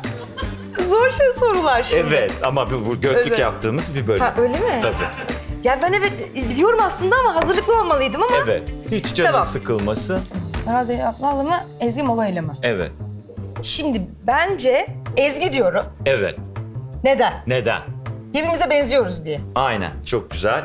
Ezgi ile devam ediyoruz. Birbirimize benziyoruz ya, hani şey yaparız. Evet, güzel olur. Ezgi'ye benziyor muyum? Benziyorsun. Yaşasın. Yani bu pozuna değil ama Bu benziyorsun. pozuna değil, evet ama. Burada Ezgi birine benziyor. Aa, çok güzel. Çok havalı fotoğrafı bu Acayip ya. havalı. Ne güzel fotoğraf bulmuşuz. Tanıdıklara kıyak Gerçekten yapıyoruz müthiş. inciden. Maşallah. Ezgi, evet. Peki Ezgi Mola mı, Serenay Sarıkaya mı? Allah Allah, İbrahim olmaz böyle şeyler ya ben. Evet. Evet. Olmaz, bayağı pislik. Resmen pisliktir bu. Allah Allah. Evet. Uf, dur. Duruyorum. Tamam, Ezgi'yi şu an zaten burada oynuyoruz beraber diyeyim. Burada beraber oynuyoruz. Evet, Masumlar'da, evet. Hollywood'da Serenay'la gideyim. Hollywood'da da İngilizce'de beraber. Falan olur be. O halleder o işleri. Tabii. Serenay Sarıkaya. Serenay'la devam ediyoruz. Allah. Peki Serenay Sarıkaya mı? Gupse Özay mı? Ya olmaz. böyle şey olmaz. olmaz diye. Ya Sonuna ben kadar- bunu böyle inşallah sonuna kadar yabancılar yok mu? Var. Ha. Oraya gelsek dur. Buraya da Gupse Özay diyorum. Evet, neden? Onunla da ha ha kikili. Yani Gupse'yle güldüğüm kadar da artık yani Ezgi'yle de çok gülüyorum ama Gupse'yle de şöyle bir çok özür dilerim okupasyon. Ama anladınız. Öyle. O yüzden Hollywood'da bence bu işimize yarar diye düşünüyorum. Kesin yarar. Çok işe yarayacak bir şey. Gupse Özay mı? Enis Arıkan mı? Ayda. Delireceğim ben. Her isimde böyle olacaksak. İnşallah olmazsın. Enis'in bu pozu nereden be? Çok güzel. Gıdısı nerede bu çocuğun? Çocuklar gıdısını almışsınız. Reklam fotoğrafı. Pizza yiyorsun gıdın gidiyor diye bir reklam kampanyası düzenlemişler. Müthiş, çok iyi. Enis beni acayip yani hiç esamem okunmaz Hollywood'da. Enis'e Yüzün gidersem tabii. falan. Oo, Müthiş. müthiş. Adam star. Adam star. Ben biraz kendimi garantiye alayım. Gupse Özay'la beraber gidiyorum. Çok devam iyi. ediyorum. Tamam. Gupse Özay ile devam ediyoruz. Gupse Özay mı? Birkan Sokullu mu? Hayda. Allah. Bu niye böyle oluyor? Bilerek yapılıyor mu? Böyle bir şey yok. Çocuğun da yakışıklılığı beni Maşallah. mahvediyor Gerçekten ya. yani genlerinize sağlık İnanılmaz. beyefendi. Bir erkekle gitmek istemiyorum Hollywood'a. Anladım. Bir kadınla gitmek istiyorum. O yüzden Gupse Gupse Özay. Özay. Çok iyi. Gupse Özay mı? Will Smith mi?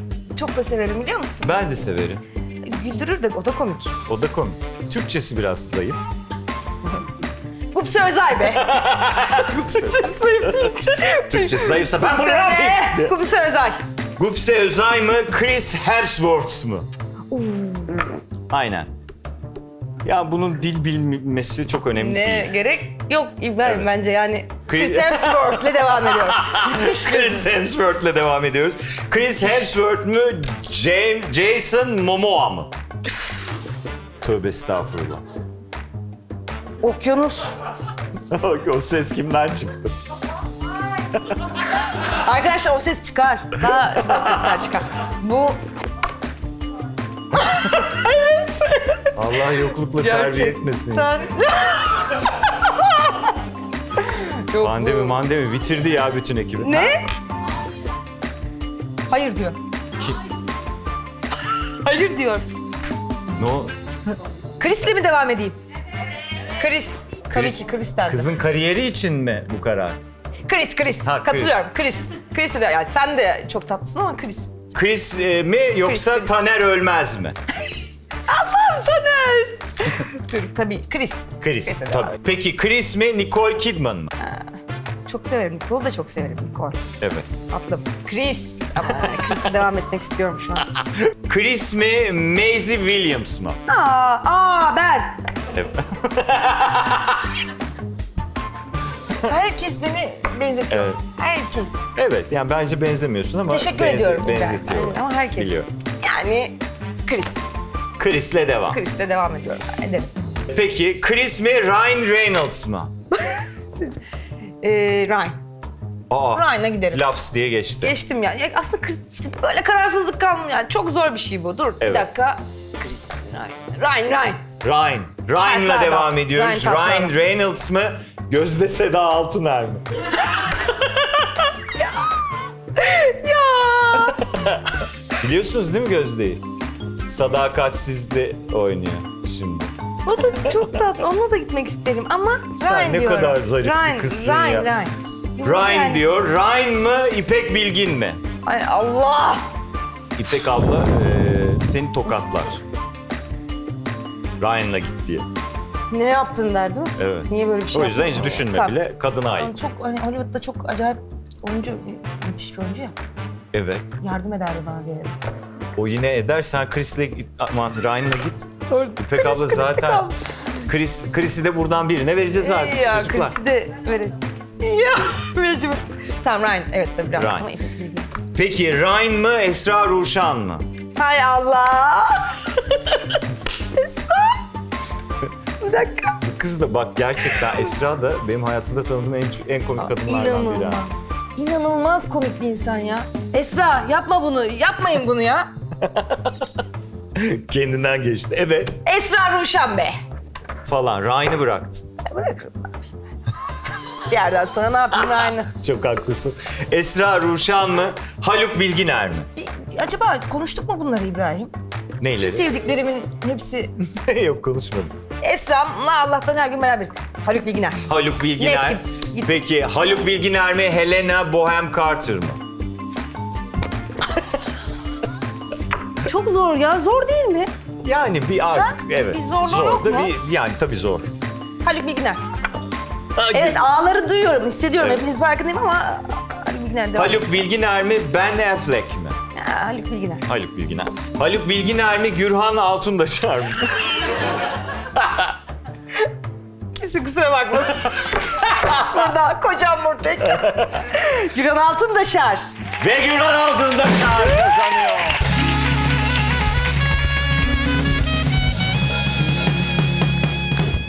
Alice'i özlüyor musun? Çok.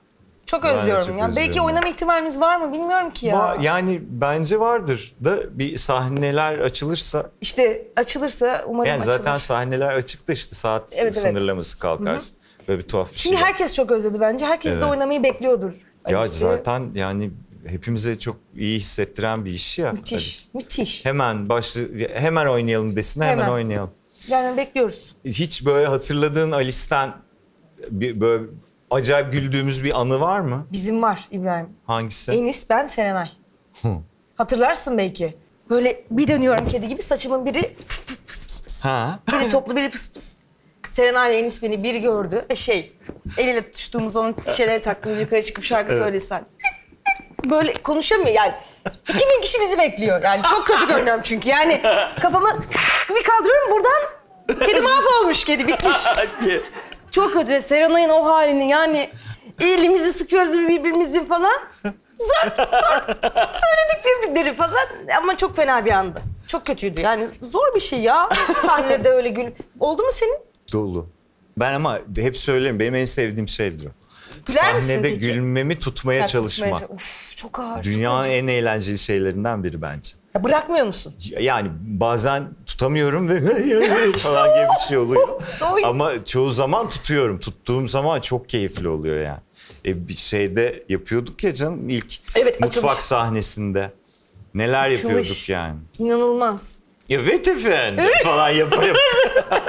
Yeni oyunculuğa başlamak isteyen ya da başlamış insanlara söyleyeceğim bir şey olur mu? Mesela şuna dikkat etsinler falan diyeceğim bir şey var mı? Bana zamanında öyle demişler bilmiyorum sana da dediler mi? Ne geliyorsun İstanbul'a? İstanbul'da oyuncu çok gibi böyle çok fazla şey duydum ben. Yani. O yüzden bence yeni başlayan çok basit 3 temel yani istemek, çalışmak, sevmek. Bunları yaptıktan sonra olmamanın ihtimali yok diye düşünüyorum ama hani çalışmak gerekiyor bence yani. Çok. Sadece istemek yetmiyor, sadece Tabii, çalışmak tabii. yetmiyor, sadece sevmek yetmiyor. Zaten Emek. o kadar sevmeden çalışabileceğin bir iş değil ya. Zaten kesinlikle Yani çünkü değil. sana kimse bir koşul vaat etmiyor. Hani şimdi mesela görünür iş yapıyoruz, o yaşlarımız geldi, bir şeyler dönüyor ya. Şimdi hani mesela şu an bile yeterince konforlu musun, konforlu değil misin? Kimsenin bildiği bir şey değil. Tabii ki. Allah bilir günde kaç saat çalışıyorsun, nasıl bir tempoyla çalışıyorsun. Tabii ki işte Yani ya, sadece yani. setle bitmiyor ki, set Tabii var. ki. Sonra başka işlerin de var. Tabii ki. Ay çok güzel anlattığın Repo için. olduğu zaman o işleri hallediyorsun. Repo zaten veriyorsan maksimum 2 gün veriyorsun. Evet. Dönüyorsun tekrar set, dönüyorsun tekrar öbür iş. aynen öyle. Bitmiyor ki yani Bitmiyor. işte görünür oldukça da daha çok Evet. işte en son bu ay mıydı elin kapağı? Evet, bu ay. Yani Şubat. ne kadar güzel kapak olmuş işte. Gülbahar'ı da söyledim. Müthiş Aynen. çalışmışsınız. Yani şimdi onun da hani O da bir tek reponda 10 gidiyorsun dakikada zaten. yapılan bir şey değil ki, Tabii. o reponun bütün günü gitti işte tabii. orada. Bir gün önce de belki çok geç bitmiş oluyor zaten. Zaten bir tane repon uyku reposu olabiliyor bazen. Dolayısıyla sevmeden falan çalışılabilecek bir iş değil. Çok eğlenceli. Başarılı olduğun zaman çok keyifli. Evet. Ama başarısız olursan cehennem. Yani Çok iyi bir özet Evet. olduğu için. gerçekten cehennem. Gerçekten. Hiç mi beğenmediniz ya diye gerçekten ölebilirsin yani. Kimse mi beğenmemiş falan. Küt diye gidersin, yemin ediyorum. Peki ya bu hani aynı meslek mi ya? Ama biraz şey olur, sıkıntı olur falan denilen bir şeydir ya bizim özellikle oyunculuk mesleğinde. Sende de o bir problem olmamış Yok. gibi. Nasıl gidiyor? Hem oyuncu olan biriyle de birlikte oldum, oyuncu olmayanla da birlikte oldum. Oyuncu olmayanla anlaşamıyorum İbrahim ben. Ha, sen de Evet. tam tersi. Evet. Anlaşamıyorum, birbirimizi anlayamıyoruz, okuyamıyoruz. Aynı dil yok. Yani Gürhan iyi ki oyuncu diyorum hatta ben. Çünkü aynı yer, aynı şey. Bir de böyle delirdiğin zamanlar birbirini yalnız bırakmayı biliyorsun. Tartışabiliyorsun. Yani bir de ben Gürhan'a çok güveniyorum, belki o yüzden. Yani güvendiğim 3-5 insan var. Onlardan birisi. Yani bir şey sorduğumda, çünkü çok eleştiriden de hoşlanmıyorum. Sormadan yaptığım yapılan eleştiriden. O yüzden Gürhan onlardan biri. Çok iyidir gözü. Dramaturjisi çok iyidir. Bence çok iyi o anlamda. Çok iyi anlaşıyoruz. Oyuncu olmayanı anlatmak zaman şey oluyor benim için. Bu Anladım. benim için. Bir başkası daha iyi Evet. olabilir. Tabii yani bir mesela Ezgi'cim, sen kendi meslektaşınla sevgili olmayı tercih eder misin? Edersin. Sen Tibet? Sana artık öyle bir söyledi ki Tibet'te. Evet. Yani şu an müsait olan her meslek için sarı sayfalardan parmağınızı koyup seçebilirsiniz. Ya. O mesleğin erbabı olsun. Güzel. Uzman istiyormuş. Peki evde kim kime ezber tutar? Ben daha çok tutturuyorum galiba Gürhan'a. Ha sen Evet, ben tutar mısın falan daha çok diyorum galiba. iş yükünden mi yoksa genel olarak mı öyle? İş yükünden. Genel olarak değil, tek başıma ezber yapmayı severim. Gürhan da öyle. Hı hı. Ha güzel. Çok öyle sürekli yapmayız ama çok böyle geldi mi bir bakar mısın diyorum. Ben daha çok diyorum yani. Okey.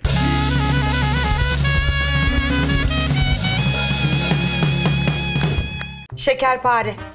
Şekerpare. Ya kim dedi bunu? Biri şekerpare de dedi. Biri şekerpare de dedi. Kim dedi şekerpare? Başıma çok kolay geldi. Şimdi çok kolay geldi. Narenciye.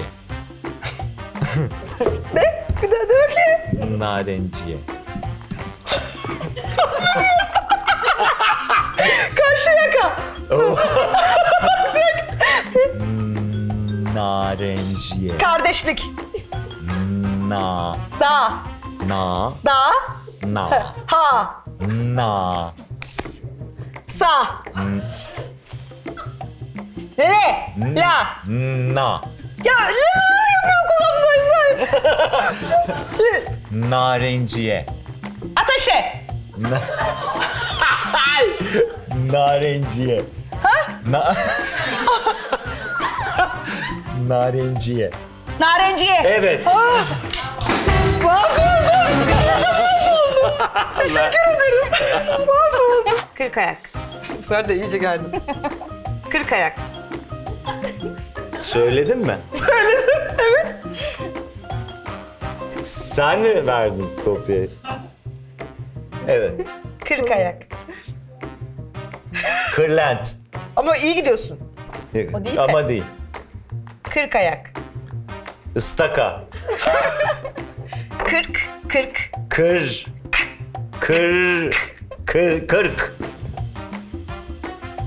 Ayak. Kırkara. Kırk ayak. Çok iyisin biliyor musun? Kırk ayak. Söyle bakayım. 40 ayak normalde. Ha, Ben 40 ayak yaptım. sen- Bileme diye. Aa. Ama sen çok iyisin. Tarator.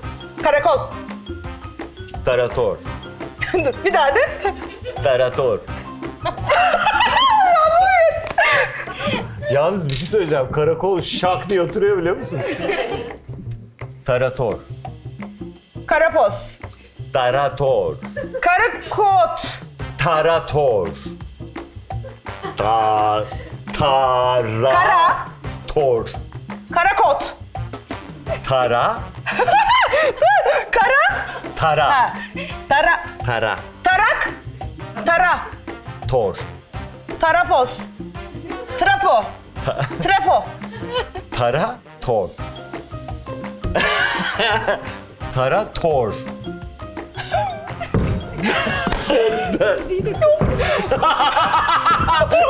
Ben müziği de kıstım ama olmuyor diyor.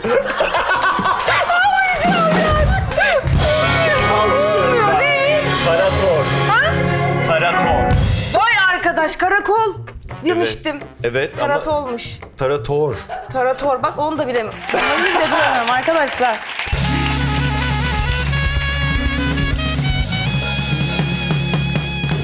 Elçilerin Savaşı'ndan bahsedelim. Ay. Yani geçen senenin ortalığı yıkan filmlerindendi. Evet. Senin ilk büyük gişe filmin Evet. bu değil mi? Bu. Öncesinde de zaten konuşuyorduk çıkmadan önce yani. Öncesinde de hep Çok konuşuyorduk. heyecanlıydı. Evet. Bu ekibin bu kadar birbirini sevmesinin nedeni ne ya tam Ya. olarak? Yani bu kadar dokunun tutması Gupse'yle mi ilgili yoksa bu da mı kısmet? Yok Gupse'yle zaten ilgili. Yani şöyle diyebilirim. Bir kere hikaye çok iyiydi. Evet. Hikaye gerçekten çok iyi. Okurken de zaten seni çok güldüren bir hikayeydi. Gupse'nin enerjisi hiç düşmüyor. Öyle insanları seçmeyi tercih ediyor bence. Yani biraz böyle düşük enerjili bir insan... Gerçekten de enerji önemli bir şey bence İbrahim. Evet. Bir kişi öyle oldu mu buf diye film de düşer. Yani bunun senin iyiliğin kötülüğünle ilgili değil. Komedi işi yapıyorsun. Yüksek enerjili iyi enerjilerle yapman gerekiyor. Her işte öyle de benim için. O öyle insanlarla çalışmayı tercih ettiği için biz hepimiz yani Ferit, Uraz, Gupse'yi saymıyorum. Yani Ferit, Uraz da çok iyi. Çok komikler. Evet. Çok da iyi insanlar. Hepimiz böyle bir birleşince işte çok fena oldu yani çok iyi oldu. Seyrettiniz mi Elçilerin Savaşı'nı? Seyrettiniz değil mi? Ben ne gülmüştüm ya Ferit'le Uraz'a.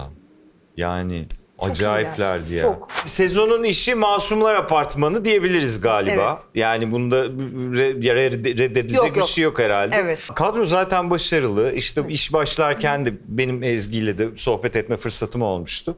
O da çok heyecanlıydı proje için. Peki bekliyor muydunuz bu kadar böyle bir fenomene dönüşmesini? İyi olacağını düşünüyordum İbrahim. Çünkü konusu çok güzel, çok Evet. iyi yazılıyor senaristler tarafından da, senaristlerimiz tarafından da. Yönetmenimiz çok iyi, kast çok iyi. Yani her şey çok iyi. Oyunculuk da çok iyi olduğu için ben kötü olacağını düşünmüyordum. Yani mesela Gülben kendi karakterim üzerinden söyleyeyim.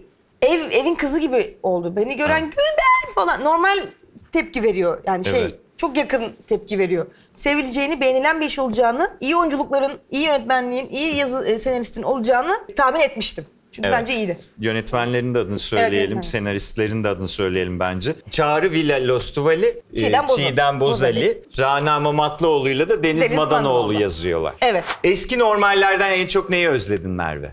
Ya sinemada festival filmlerine gidip dip dibe film izlemeyi çok özledim. Ya. Evet.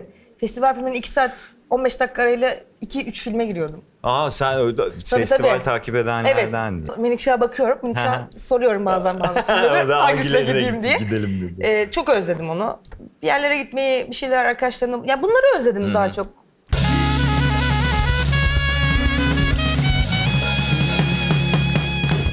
Merhaba, sizi Merhaba. tanıyalım. Ben Ezgi Daloğlu. Saksafon, flüt çalıyorum ve şarkı söylüyorum bu gece ekibinde. Değiştiriyorduk. Evet. Hiç anlamadım. Konuyu Gelmiyor mu? anlamadım. Yo geliyor. Tamam. Çok iyi geliyor. Çok teşekkür ederim. Mersi çok teşekkür ederim. Asla onunla şey yapamayacağız. Yayında görsün ne bok yediğini. Ya yine aynı şeyi yaptık.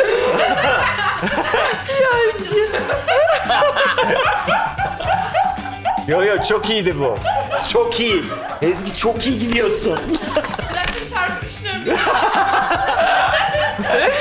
Evet. Bizim için ne şarkı hazırlamıştın? Merve Hanım'ı tanıyorsunuz değil mi bu arada? Tabii ki çok sevdiğim biri aynı zamanda Alice'te de kendisini arkadan izleyebildim bir tek. Maalesef oyunu izleyemedim yani. Saçma sapan. Maalesef Alice'de arkadan kendisine bakabilirim. Arkadan çok iyi görünüyordu. İnşallah önden de çok iyi bir performans sergilemiştir. Anlıyorum. Evet. Mımlıyorum bu Anlıyorum diyecek. diye çıktı. Evet buyurun. Dinliyoruz. Yağmur Bildin Evet. Çok güzeldi. Söyle. Onun adına.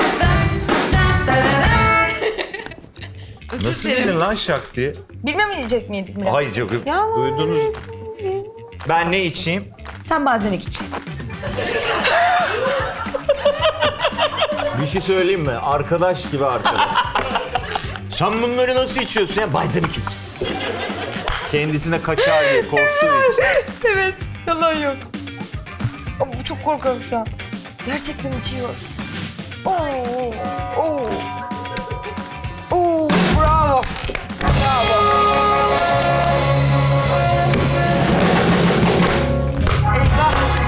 Bravo.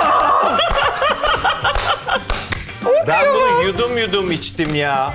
Kıyamam. Olmadı çünkü arkadaşlar. Tek sefer her de içemedim. Arada titredin mi? Evet. Bir ara içemeyeceğini zannettim. Ben de içemeyeceğim sandım. Sinan Bey merhabalar. Hoş Merhabalar geldiniz. efendim. Ben Tremolo Sol Anahtaroğlu. Profesyonel müzisyenim. Tremolo sol anahtarı oğlu. Onu bir daha söyler misiniz? Çünkü egzersiz... Tremolo Sol Anahtaroğlu. O gayrimüslimsiniz diye düşündüm. Evet, Viyana tarafları. Viyana taraflarında Tirebolu. Trebo. Tirebolu artistik yapacak da biz yapmayacağız. Tirebolu Sollamalıoğlu. Evet. Ben yazdım adınızı. Mesleğiniz ne demiştiniz? Müzik Profesyonel aletiydiniz. müzik aletiyim ben. Profesyonel müzik aleti kendisi. Telli, nefesli. Sinan Bey. Vurmadım. Vurmalı. Vurmalı müzik aleti. Gerçekten ilk defa karşılaşıyoruz. Bizim için çok özel bir an. Vurmalı bir müzik aletiyle. Bizim için bir şarkı hazırlamışsınızdır umarım. Evet. Buyurun, sizi dinleyelim.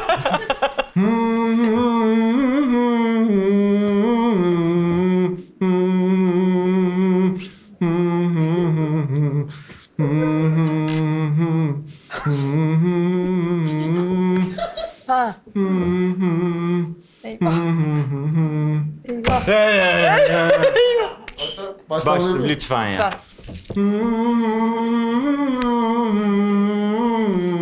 İçli de bir şey. Ama ne? Var mı? Bilen var mı? Bir devam et.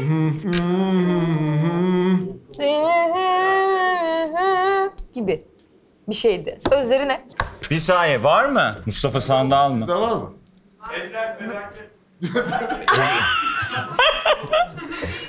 Kimin kocası bu mu? O mu? Evet. Ama kurban Yalnız oldum. Sinan Bey galiba şarkı öyle değil. Evet, öyle değil. Bir daha alabilir miyiz?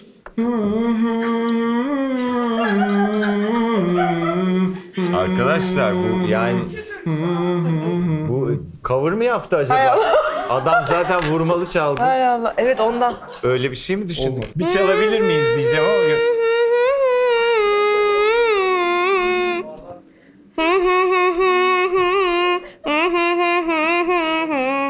Daha anlaşılır oldu bence. Seni yaptığın değil mi? Evet. O yüzden Sinan Bey Tabasco size armağanımız oldu. Bravo, çok Müthiş iyi. ımladın. Çok iyi. Sinan Bey'i alkışlıyoruz. Ağzınıza sağlık Sinan Bey. Müthiş ımladı kendisi. İyi oldu. Merhaba. Merhaba efendim. Merhaba. Merhaba, sizi tanıyalım. Evet. Ben Hilal Küskünler. Hilal Küskünler. Allah'ım yarabbim, hadi bakalım. Hilal Küskünler. Çok iyi. Siz ne iş yapıyorsunuz? Birleşmiş Milletler Genel Sekreter Yardımcısı. Buna dedik ki 2 haftadır diyoruz ki ufak yani böyle daha büyük hayaller kursana falan diyoruz. Geldi şimdi Birleşmiş Milletler Genel Sekreteri yardımcısı, bak kendi değil. O kadar büyütebildi hayali. Sekreteri orada bıraksın. Tamam hadi bak bu sefer çalışılmış diyeceğim, yok. Yardımcısı. Ama sonuçta olmaz o kadar diye bitirin. Yardımcısı. Evet. Buyurun. Ne iş yapar genel sekreter yardımcısı? Genel sekreter olmayınca orada duruyorum.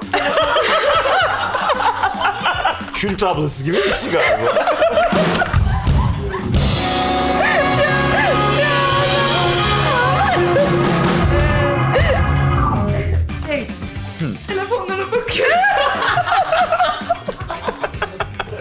Bu genel sekreteri başka bir şey sanıyor kesin. Şimdi BM genel sekreteri deyince bu sekreter telefona bakıyor. Birleşmiş Milletler'in bir notu varsa işte İngiltere şunu demiş. Onu yazdım abi ben. Sonuçta genel sekreterim. Macaristan bunu demiş. Bunu da not alalım. Alalım. Öyle bir şey sanıyor. Ya, çok... Evet. Okey. Allah kolaylık versin. Sağ olun İbrahim. Kaç dil biliyorsunuz? Çünkü bütün notları siz aldığınıza göre.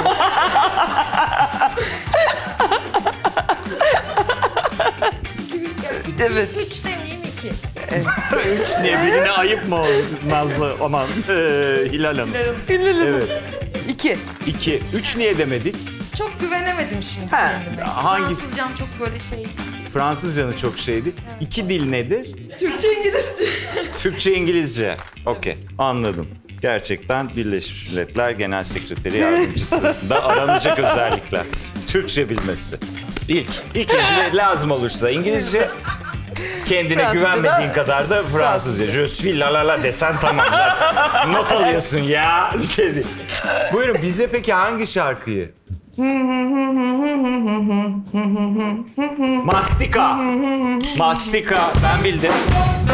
İlk kim söylerse mi? Ben Evet. oynuyordum çünkü. Ha. İlk kim söylerse mi? Evet. Tamam bunu saymıyorum. Ha, ben bunu bilmiyordum İbrahim. Evet. Gerçekten bilmiyordum. Okey. Evet. Şarkı bulmam lazım mı? Lütfen. Evet. Sonuçta yani başka bir ülkeden de olabilir sonuçta. Birleşmiş Şey, Milletler. Hım yar. Hım hım ya. Hım yar. O Biliyorsan bilmiş söyle. oldu. Hım hım yar işte tamam. Hım hım yar. Ha, Ezgi okey. bilir onu. Tuzlu su kurban oldu. Tuzlu su kurban oldu. Kurban oldu. Tuzlu Bu iyi ama temizler. Ha ha. Deminki de temizleyecek durumda aslında. Oy. Hah, oh. Merhaba. Merhaba. Ay, Merhaba. O ne Sarkan ne? Kullanma kılavuzun mu? Umayı böyle ütüleyin.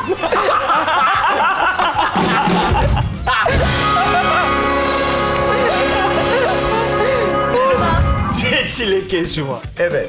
Siz kimdiniz? Ben Svetlana. Svetlana mı? Svetlana. Evet. Boku yedik ya. Mesleğinizi sormak isterim. IT'ciyim ben.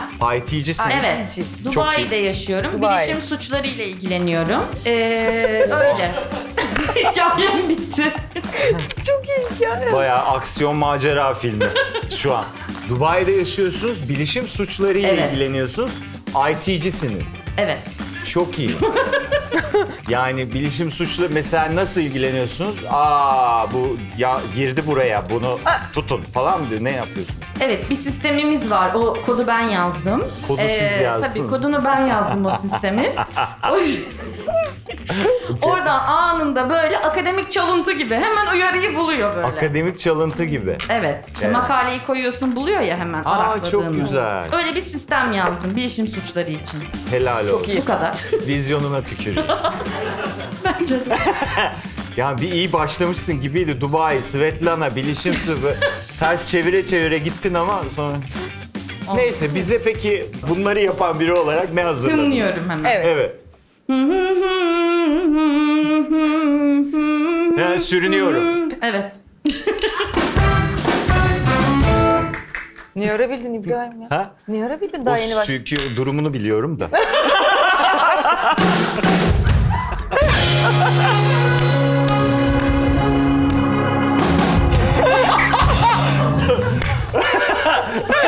Umarım alkışlıyoruz.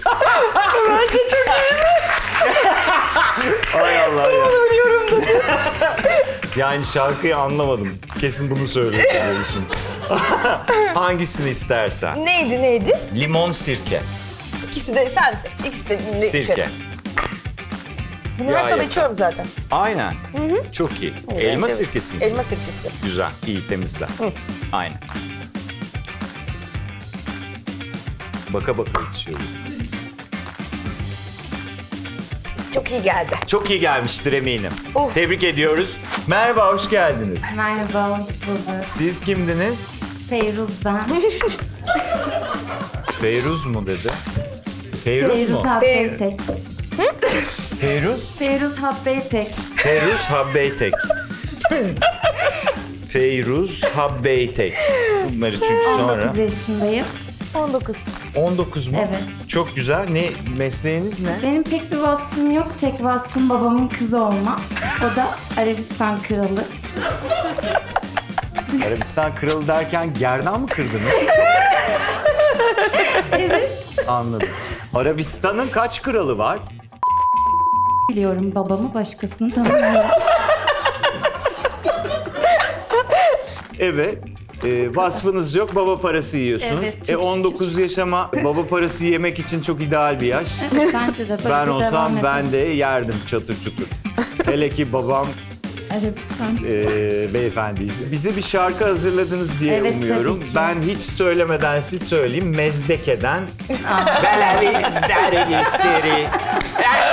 Eriştiri. Ben Türkiye'de çok hayran olduğu birinin şarkısını söyleyecek. Söylüyorum. Feyruz Hanım siz Türkçeniz bayağı iyiymiş gibi başlayıp bombok oluyor. Niye öyle? İnan bilmiyorum. Buyurun. Evlenmeliyiz hadise. Evet. Evlenmeliyiz. Vallahi bildim. Sen de bildin ama sanki mi? Ha? Sen de bildin. Az daha biliyordum. Ucu ucuna bence. Ucu ucuna. Ne Ama yapalım? limonlu su bana kaçtı. Yani Kaçtı mı? Tabii canım sen bildin. Çok teşekkür Ben ediyoruz. teşekkür ederim. Çok Allah arttırsın. Artık. Ne diyelim? Şimdi biz hep böyle seyirci yok ya. Kendi kendimize kaldık ya. Bence çok tatlı. Artık delirmeyelim diye. Herkes böyle bir şey Çok uyduruyor. iyiler ama. Evet, özellikle Nazlı çok iyidir. Ezgi gördüğün gibi hep kendi. Hep kendi. Ezgi'nin o. Hayalimde kendim olmak. Ben Ezgi Daloğlu. Ben o zaman limon suyunu içeyim. İçin. Afiyet olsun.